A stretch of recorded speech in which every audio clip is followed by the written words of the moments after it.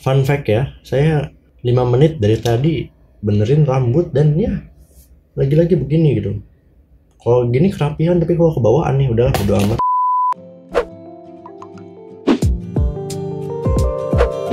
Baik, assalamualaikum warahmatullahi wabarakatuh. Halo semuanya, kembali lagi bersama saya Jofari Gendra Putra di channel Pemula IT tentunya. Dan pada video kali ini saya akan berbagi pengalaman saya menggunakan PSU Build Up ya, sesuai di judul kalian udah baca kan. Karena berbagi pengalaman sudah jelas kita memasuki segmen ngobrol IT tentunya. Nah, kenapa saya kepikiran buat video berbagi pengalaman PSU Build Up ini? Karena PSU yang saya pakai hingga saat ini adalah PSU Build Up yang telah saya pakai dari tahun 2021. Dan ini sebenarnya PSU ini copotan dari PC punya bapak saya dulu waktu saya kecil gitu. Jadi bisa dibilang ini udah nggak berpuluh juga sih sebenarnya, udah mungkin 10 tahun lebih lah PSU Build Up ini hadir di permukaan bumi ini gitu ya. Nah, kenapa saya cerita tentang PSU ini? Karena PSU ini mantap. Maksudnya mantap itu pertama dia udah menemani saya overclocking, rendering, 3D modeling, dan semua pekerjaan saya dengan tanpa satupun kendala kayak misal ngerusak komponen atau tiba-tiba mati. Karena PSU Build Up yang saya pakai ini tentu saja udah pure 300 watt dan tentu saja voltasenya stabil. Nah, selain bahas pengalaman, saya juga akan ngebahas beberapa tips buat kalian yang mau rakit PC kere-hore dengan budget minim, dan juga saya akan ngasih tahu juga ke kalian bahwa pentingnya pakai PSU Build Up gitu. Jadi kalau kalian mau rakit PC dengan budget minim atau rakit PC kere-hore, PSU Build Up itu minimum banget buat dijadikan PSU buat racikan atau rakitan PC kalian gitu. Nah, oke, pertama-tama saya akan berbagi pengalaman dulu deh. PSU ini saya pakai dari tahun 2021 awal, mungkin ya, saya lupa sih sebenarnya, atau 2020. Pokoknya pertama saya rakit PC itu saya pakai PSU ini. Jadi waktu pertama kali saya rakit PC pakai Intel Core 2 Duo ya, tahun 2020 deh kayaknya. Iya, kayaknya 2020 akhir ya, atau 2021 awal, saya lupa. Saya waktu itu nggak punya PSU, dan ya ini satu-satunya PSU di rumah saya, copotan dari PC yang sudah rusak. Dan PC itu mungkin saya akan ceritakan di lain video karena nanti bakal kepanjangan ya. Ya, singkatnya PSU ini copotan dari PC keluarga saya dulu yang pakai AMD AM2 dan menggunakan CPU AMD Athlon X2 245 kalau nggak salah.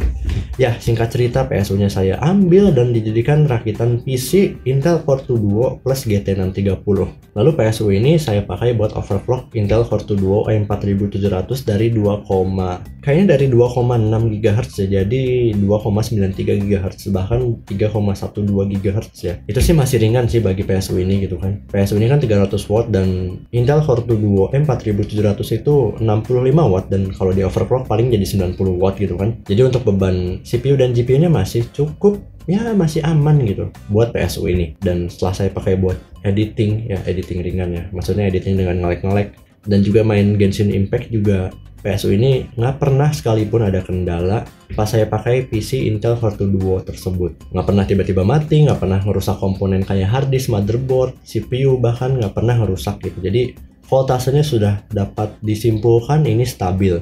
Dan saya pernah ngecek juga di software ya, di software Huawei Monitor, walaupun sebenarnya itu nggak terlalu apa ya, sebenarnya nggak terlalu akurat ya, karena bisa saja software itu, bukan bisa saja sih, memang software itu tidak seakurat kalau kita langsung ngetes pakai PSU tester gitu. Pas saya lihat stabil, mau itu saat full load, voltasenya masih dalam batas toleransi masing-masing voltase kayak 12 volt atau 3,3 volt atau 5 volt dari tiap voltase tersebut. Semuanya stabil dan nggak pernah ada masalah tiba-tiba mati ataupun tiba-tiba ngerusak komponen yang lainnya. Saya udah ngomong tadi ya. Singkat cerita, itu saya pakai buat rendering nggak ada masalah. Lalu saya upgrade motherboard ke Lenovo yang saya pakai ini, yang saya masih pakai sampai sekarang, dan ceritanya sudah ada di video ini. Lalu menggunakan CPU Intel Core 2 Quad Q 6600 yang sudah saya ceritakan di video ini dengan TDP 95 watt dan GT630 yang TDP-nya 65 watt. Saya pakai buat editing, Genshin Impact, Valorant, dan lain sebagainya. Mantap, nggak pernah ada kendala tiba-tiba mati atau ngerusak komponen kayak motherboard, hard disk, dan lain sebagainya. Jadi bisa dibilang memang pure 300 watt dan voltasenya masih bagus ya, walaupun ini udah 10 tahun lebih pemakaian. Walaupun sempat beberapa tahun nggak dipakai sih, cuman maksudnya ini komponennya masih lancar jaya gitu kan.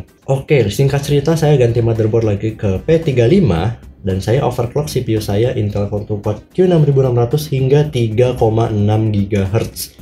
Dan mantap, nggak pernah ada kendala. Saya tes full load walaupun panas banget, dan akhirnya saya nggak overclock 3,6 GHz untuk pemakaian sehari-hari ya, karena panas banget. Dan ya nggak pernah ada kendala sekalipun. Bentar, gatal.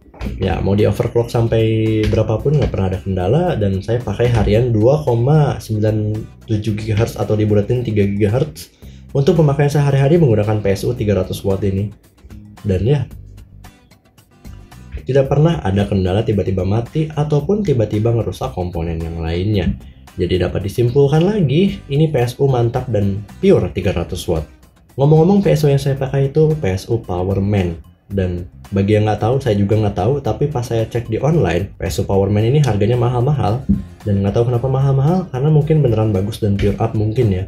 Dan juga PSU ini merupakan copotan dari PC Build Up yang dulu saya pakai. Singkat cerita, motherboard saya rusak karena saya overclock dengan voltase yang tidak wajar. Lalu saya kembali ke motherboard Lenovo ini dan saya buat sehari-hari hingga sekarang nggak pernah tiba-tiba mati, nggak pernah tiba-tiba merusak komponen lain. Itu sih poinnya, nggak pernah tiba-tiba mati dan nggak pernah merusak komponen lain. Yang dapat disimpulkan beneran pure dan juga voltasenya stabil ataupun aman. Jadi itulah pengalaman saya yang menggunakan PSU Build Up yang masih saya pakai dari puluhan Jova 10 tahunan yang lalu ya, dan masih awet dan masih lancar hingga saat ini saya pakai buat 3D editing ataupun gaming. Oke, lanjut, kita akan masuk kenapa PSU Build Up itu bisa dibilang dijadikan minimum banget buat rakitan PC Kerehore yang bisa dibilang budgetnya minimum 500 ribuan gitu.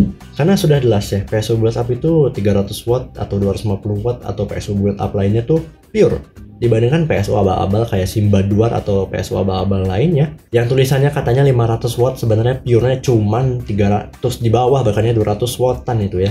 Dan tentu saja banyak PSU abal-abal yang voltasenya nggak stabil, dan jika terjadi masalah listrik atau listrik rumah kalian nggak stabil aja bakal ngerusak komponen kalian gitu ya. Jadi itulah itulah pentingnya PSU Build Up untuk rakitan PC semurah mungkin. Jadi prioritasin PSU minimal PSU Build Up ya buat rakitan PC Kerehore. Beda halnya dengan rakitan PC non Kerehore atau rakitan PC minimal 3 jutaan aja. Kalian udah bisa dapat PSU baru kayak Aerocool atau PSU FSP Havi Pro gitu kan. Jadinya ya PSU Build Up ini jangan dipilih lah kalau kalian punya budget yang tinggi. Bukan tinggi ya, budget yang banyak gitu.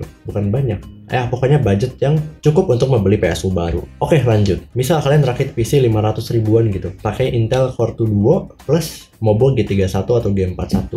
Nah, kalian jangan beli PSU yang abal-abal. Pertama, prioritasin wajib banget pakai PSU Build Up ya. Karena itu tadi ya, PSU Build Up itu beneran pure dan beneran voltasenya stabil gitu kalau masih bagus ya tentunya. Dan ya, PSU Build Up itu pastinya lebih bagus daripada PSU abal-abal. Nah, ciri-ciri PSU Build Up itu apa sih bang? Ciri-ciri pertama yaitu biasanya dari brand kayak HP, Dell, Lenovo. Dan saya pakai dari brand Powerman, tapi saya bisa dapat pastikan itu merupakan PSU Build Up. Kenapa? Dan ini masuk ke ciri kedua yaitu bobot atau masanya tuh berat ya. Jadi PSU Build Up itu menggunakan komponen yang bagus-bagus dan rata-rata PSU Build Up atau PSU yang bagus itu berat ya. Bobot atau masanya itu berat dibandingkan PSU abal-abal yang ringan banget tuh PSU abal-abal. Dan ciri-ciri yang ketiga yaitu bentuknya aneh. Maksudnya gini ya, PSU Build Up itu rata-rata copotan dari casing atau PC Build Up yang rata-rata PC atau casing Build Up itu bentukannya tuh ya beda sendiri ya, nggak kayak casing pada umumnya gitu, atau tempat PSU-nya tuh beda gitu ya. Teman-teman bisa lihat pada gambar berikut, bentukannya aneh-aneh, dan itu bisa dipastikan itu PSU Build Up yang mantap karena pure dan voltasenya stabil.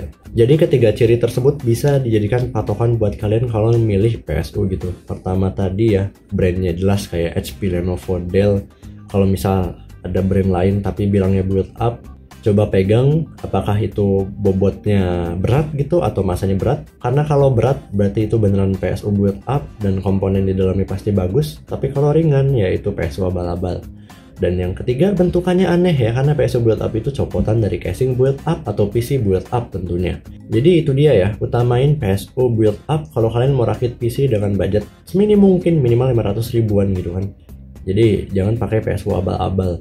Walaupun ada juga gitu PSU abal-abal atau PSU yang bisa dibilang cukup bagus gitu untuk PSU abal-abal, kayak contohnya Alcatros 220 watt itu dia jujur ya 220 watt, tapi mungkin hanya beberapa yang voltase atau komponennya masih bagus gitu. Karena saya pernah rakitin pakai Alcatros 220 watt tersebut, dan ya voltasenya ada beberapa yang nggak stabil.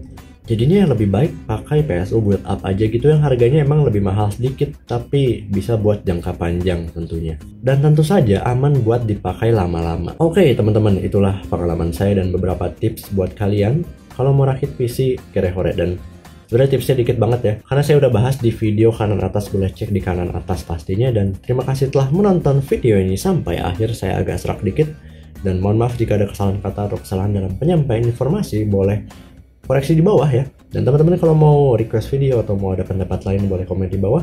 Jangan lupa tekan tombol subscribe, nyalakan lonceng notifikasinya. Dan terima kasih telah menonton video ini sampai akhir. Saya Joko Putra, pamit undur diri. Wassalamualaikum warahmatullahi wabarakatuh.